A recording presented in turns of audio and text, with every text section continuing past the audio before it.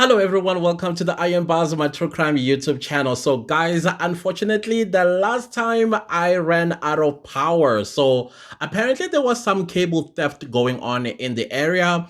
So unfortunately, I had to end the video there because I couldn't do it in the dark and I'll need all the lighting as well as the electricity in order to have all my gadgets running.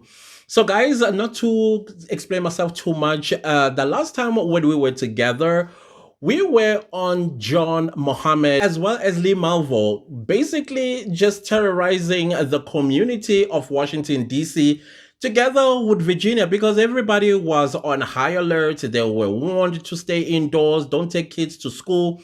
If they do go to school, they must not peep through windows or go to recess, because the sniper was indiscriminately just pew-pewing people in the area. I mean, while I was taking a bit of a break, and some of y'all who watched my videos and some of you whom I know from Washington, D.C., you told me some horrific stories about this particular crime, how you lived your life in total fear. One of my good friends, he was like, man, it was difficult to go and fill up my truck because who knows, I could have had that one bad day and I wouldn't be here in South Africa today. And I'm like, thank goodness you were not going out and you listen to the police. Now, let's continue the story with Lee and John. So this time around, they are following the news. Basically, they will walk into a restaurant, and if the restaurant has a television and the channel is not on the news of the havoc, he will literally stand up and go and tune into a news channel that is reporting on these crimes. So at some point, he got really pissed off when he realized that his crimes were being pinned on wrong people. Somebody else was taking his credit and he was like, no. And this is when in his next letter, he wrote a sum of $10 million that he wants so that all the unaliving will stop. So basically continuing to torment the police. So the police, of course, were on high alert. They were looking into any sign that they may get out of these letters, like a fingerprint, a DNA sample, something that they can work with. But it was not going to take that long before, like all the serial unalivers do, they become too confident. So as I've already mentioned, that there was already a serial unaliver that was also on the loose around the same time, and the police were thinking it is that serial unaliver that's probably continuing to torture them. No, John did not like that. John wanted the police to focus on him and him alone. So John would leave these letters on a tree trunk. So because he is so ticked off, he and Lee decided to drive to a liquor store nearby, where they found two immigrants that were in the bottle store or in the liquor store, and basically opened fire, unaliving them. And they did not take anything. Just walked out, and the police, once again, they found themselves in yet another crime scene.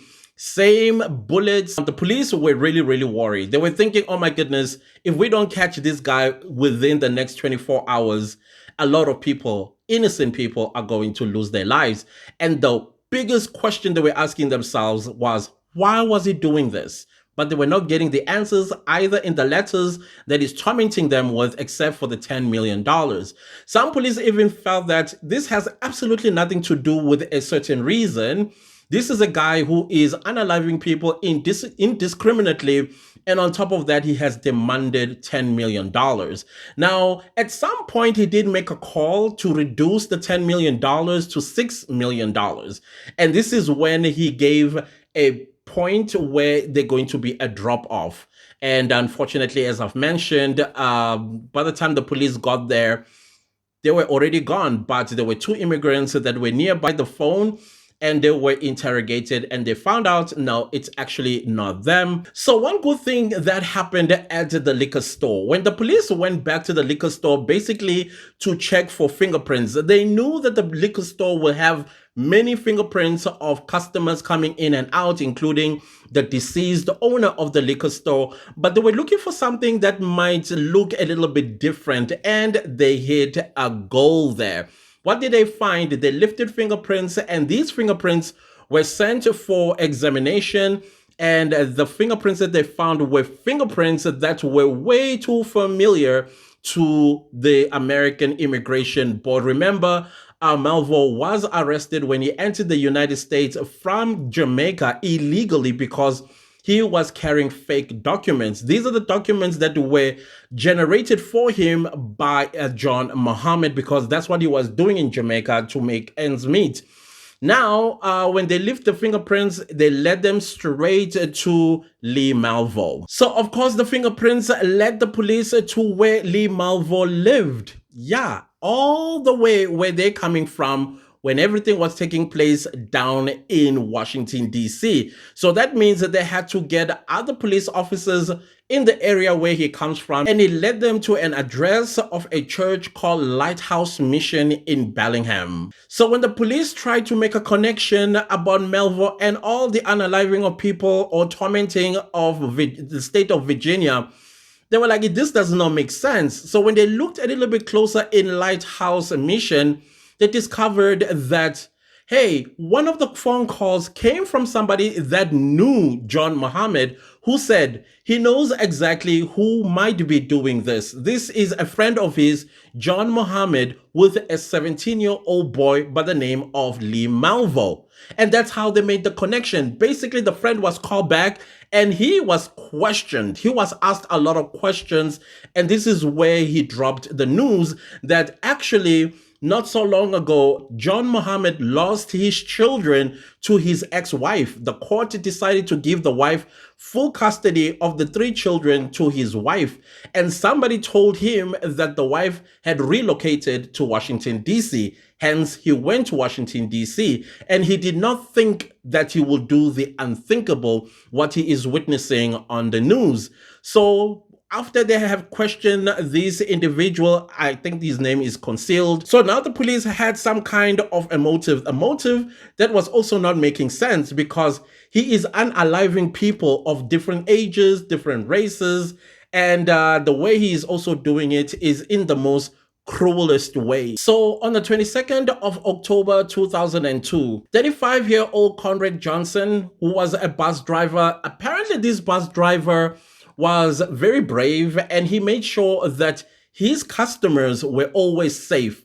Apparently there was this old lady who used to take his bus at 5 in the morning who was terrified to stand by the bus stop by herself, fearing the DC sniper. So this bus driver will literally go to this old lady's house, basically take her by the arm, cross the road with her to the bus stop, put her in the bus, and he would promise her that not when he's alive, anybody is going to touch any of his customers. Little did he know that on the 22nd of October 2002, he would be the last victim of John Muhammad and Lee Melville. So Conrad Johnson was standing on the steps of his bus, basically waiting for more of his customers. There was already one lady that was seated in the bus when a bullet ripped through his chest, rupturing his liver, and he went down. The lady that was in the bus called the police in frantic mode, basically telling the dispatcher that she is terrified. Somebody just got shot right before my eyes.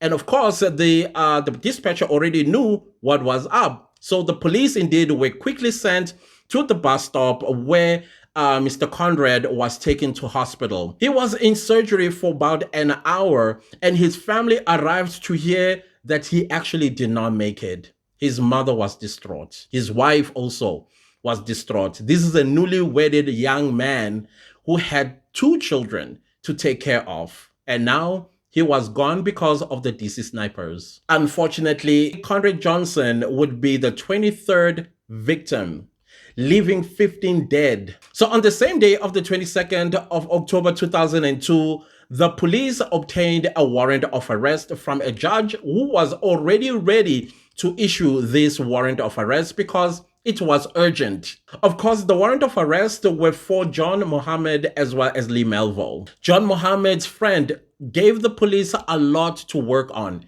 including model of the car, and the plate number. So basically, he told the police, you need to look for a Chevrolet Caprice with a plate number of NDA 21Z, and you should get him. The police, around 7:54 at night, held a press conference, basically telling the people of the state of Virginia and Washington, D.C. that they should look out for a Chevy Caprice, blue in color, with tinted windows and the plate number written NDA 21Z. So in Mayville, about 50 miles, about 85 kilograms away from D.C., a truck driver heard this press conference, and then he told himself he's going to be on the lookout, even though he was exhausted and he was ready to rest at a truck resting place near Washington, D.C. So as he was busy driving, he took a pen and paper and noted down the plate number, NDA 21Z, a navy blue Chevy Caprice with that plate number. So about 30 minutes later, the truck driver drove into one of the resting areas on the I-70 highway in Washington, D.C. And as he was parking his truck, there the navy blue Chevy with the plate number NDA 21Z. He wasted no time. He called the police and said, I found the car. It is on the I-70 highway truck resting area. Well, the police wasted no time. So on the 24th of October 2002 at 3:30 a.m., Lee Melville and John Mohammed were sleeping in the Chevy Caprice when the police pounced on them. They were ordered out of the vehicle, told to put their hands in the air, drop to the ground, searched again, and then they were handcuffed. They were taken to the nearby police station for interrogation. John Mohammed and Lee Melville were now in custody of the police, and the police still wanted to know why. Why do what they were doing to the people of Washington, D.C.? So while John Mohammed and Lee Melville were in custody, the forensics began their investigations in the Caprice, and it was wealthy with all sorts of information and evidence. I would like to read the stuff that they found inside the vehicle. The police found a Sony Vaio laptop, which was found in the front seat. They also found a solar charger to charge the laptop. They also found a device that advised them of important areas that they had scouted out as being strong areas where they could fulfill their daily goal. Remember, their daily goal was to unalive 5 people a day. And they achieved that 3 times. The police also found marked maps of places where they've already unalived people and places to go to do more of the unaliving of people. Bags of clothing were found and some personal items, which included some sort of medications. While these medications turned out to be vitamins that they were taking, remember, John Mohammed wanted to keep Melville at a specific weight, and he was also putting him through all kinds of army training to make him look and feel like an unaliving machine by just glaring at him. However, their biggest find was evidence that police wanted to see the unaliving weapon, and they found it. They found it, and it was a high-powered Bushmaster 223 rifle with a hollow side, and it was found in the backseat of the car. Wow. Mohammed was once a military man specializing in mechanic and rifles, so he understood this high-powered rifle called Bushmaster, and it looks just like the way you see it on the screen. I just feel bad for the people that had to go through with that type of evilness that was in the hands of John Mohammed and Lee Melville. May they all rest in peace. And those that were injured, I hope they are recovering and living a good life. During the investigation, ballistics linked the Bushmasters to 11 of the unaliving. So 11 out of the 23, but of the 15 that were unalived. The police believe that if this weapon wasn't found, they could have walked away scot-free. So the unaliving weapon definitely was a big fish that they caught, and I am grateful that they did. Furthermore, the ballistics found Lee Melville's DNA and fingerprints on the Bushmaster 223 rifle, clearly indicating that he was the unaliver. Then it was John. Interestingly, the fingerprints that were found on the notes, they were of Lee Melville. So this guy, he planned this whole thing and made sure that if ever they are caught, he's a clean guy. Everything is going to lead to the 17-year-old. I think even at some point in his head, he thought, oh, he's a minor. If he does get caught, he's not going to get the death penalty. Because at the time, Washington, D.C. had the death penalty. I think they still do. So for him, when the police investigate, they're only going to find that he was just the runaway driver. Possibly he did not even know that Melville was doing what he was doing. So the police believe that after they would unalive a person and the police will be called, they will return to the scene, basically to hear and see if the police are suspecting or they've come to some kind of a link who is doing this. I was like, man, come on, this is sick. All that I think he wanted to see if his job of that 5 a day was done. Because there were some people that survived and he was not happy to hear that Melville did not aim to unalive the victim or target, whatever it is that they call them. So of course, as you know, once you are arrested as a serial unaliver, there's all sorts of examinations that you are going to go through. One of them is psychiatric evaluation. So John Muhammad was the first one to be taken by a psychologist basically to try and understand what is going on in his mind, why he did what he did, but they were hitting a hard rock. Basically, John Muhammad was not talking throughout. So as a result of that, the police, the court, everybody will go down their grave without knowing why was John Muhammad doing what he did, or why he got a 17-year-old boy to unalive so many people. Even with Lee Melville, they had no idea because the young man, he was just doing what he was told. You must remember that Lee Melville was looking for a father figure and found it in John Muhammad. And as a result, he would do whatever John Muhammad tells him. So like I said, some people, especially within the police force and FBI, believed that there is no way this was about his ex-wife and children, but it was definitely about the money. Remember, he did demand for $10 million in one of those written letters that you would pin on tree trunks, as well as dumpsters and all of that to torment the police. But the people that knew John Muhammad said, no, this was about taking revenge on his wife, unaliving her, and then take back the children back to where they come from. I don't know what he was thinking, that he would just do something like that and, okay, yeah, I get it. Maybe because he believed that all of this is going to be pinned on Melville. And he's just going to walk free into the sunset with his 3 children without anybody ever knowing if he was ever involved. I don't think that Lee Melville, now that I have read a lot about him and heard some few things that he said on some interviews, which I'm sorry I cannot play here because of copyright, he seems to be a changed man. I feel like he was going to tell the truth, who was the trigger man behind him. So during his therapy sessions or mental evaluation, Lee Melville basically told the psychologist that, listen, to save you time and all of that stuff that you're trying to do, I will challenge you to go watch The Matrix. You remember the movie The Matrix? And focus on Neo's character. Then you will understand me. Now, if you remember The Matrix, you have an older man by the name of Morpheus who recruits a young man by the name of Neo.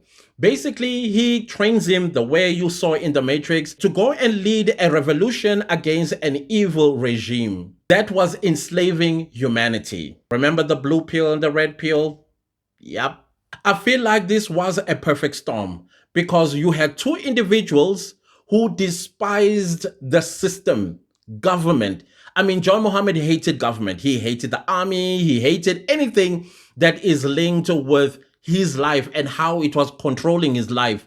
Then you had Lee Melville, who also did not like the whole concept of government. But you have this older man basically teaching these young men all the wrong things about just hateful stuff. things that would leave you gagging with absolute shock because John Mohammed was a very, very angry man. And also one had to ask themselves, did Lee Melville also hate life itself? If you asked me, I think maybe he was more of, listen, come here, come high waters, I don't care. That is why I believe he became a cold-blooded unaliver. So when the trials came around, they were trialed differently. Lee Melville had his own trial because he was a minor. Then John Mohammed had his own trial. It's quite interesting how John Mohammed was charged. I kind of like that. So of course, Lee Melville was facing the death penalty and he was actually found guilty. But the problem was the prosecutors as well as the defense, I think even the judge, they were having a situation, I think it was more of a moral question within themselves, taking a 17-year-old child and unaliving him for the atrocities that he has committed in Washington, D.C. So subsequently, his defense asked the court to reduce the death penalty into life imprisonment without the possibility of parole. They also argued that Lee Melville was influenced by an older man. These older men realized that Lee Melville was looking up for something in his life, like a father figure, and therefore he took advantage, trained him, and used him as a trigger against 23 Americans. So of course, this argument by the defense did touch the jury. They agreed that he was too young to be sent to the death penalty. And the judge, when they found him guilty, then sentenced him to life imprisonment without the possibility of parole. So since in prison, Lee Melville has grown up mentally, even physically, so much so that he makes sense and he kind of like understands the gravity of his actions, and he's highly apologetic. From what I've also read, Lee Melville has reached out to some of the families of the loved ones that he took, and he made sincere apologies to them. Unfortunately, Conrad Johnson's mother, she still says she's finding it very hard to forgive both Lee Melville and John Mohammed. She does say she's a Christian woman, but it's difficult to forgive, which I think I understand. Then it was John Mohammed's turn to have his trial. He remained silent, like he did since the day he was arrested. But he decided he don't want any lawyers. He's going to represent himself. Now, this got the affected family members very upset. They felt that he was spitting on their faces after all that he has done to them. So that means as a person that is representing himself, he's going to question the witness. So the first person that he cross-examined was a man that Lee Melville has shot in the stomach by the name of Paul LaRufa. Well, his question to Paul LaRufa was, did you see me shoot you? Of course, the Chevy Caprice, the windows were tinted, so he could have not seen, number one, where the bullets were coming from.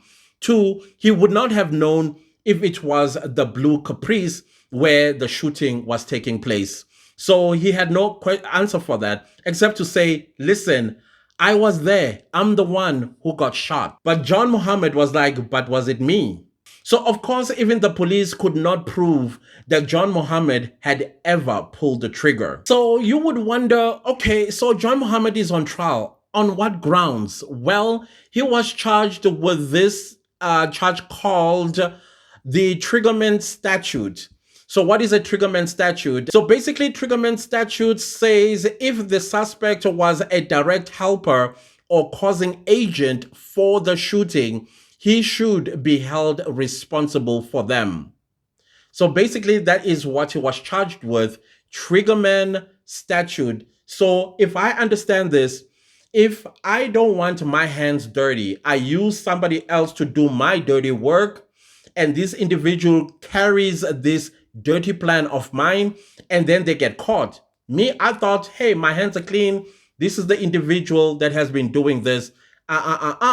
When they look at the scenario, I mean, this is an older man who knows better. and this is a 17-year-old, where they found his fingerprints in most of the crime scenes. So definitely he's not the one that influenced an older man. So definitely the older man is the trigger. Okay, he is the helper with a trigger, the trigger being the 17-year-old. I think that's how I understand it. I could be wrong. So subsequently, at the end of John Mohammed's trial, well, he was found guilty, and the judge sentenced him to death by lethal injection. So when it comes to the fate of John Mohammed, I'm getting two different stories. One says on the 10th of November 2009, John Mohammed was executed by the state of Virginia. And then the other one says, well, he is still on death row in Washington, D.C. So I'm not quite sure which is the truth, because I did try and check and I keep getting the same results. So if you know what happened to John Mohammed, please comment in the comment section. Was he executed or not? As I've said, Lee Malvo was also found guilty and he was sentenced to life imprisonment without the possibility of parole. Once again, may all the 15 victims rest in peace. And those that survived, I hope you're having a good life and you are recovering. And hopefully you feel that justice has been served. So while this brings to the end of this horrible story, I hope you take care of yourselves out there. Please don't leave the video without liking, sharing, commenting, and subscribing. I'll see you next time with a new video. Goodbye.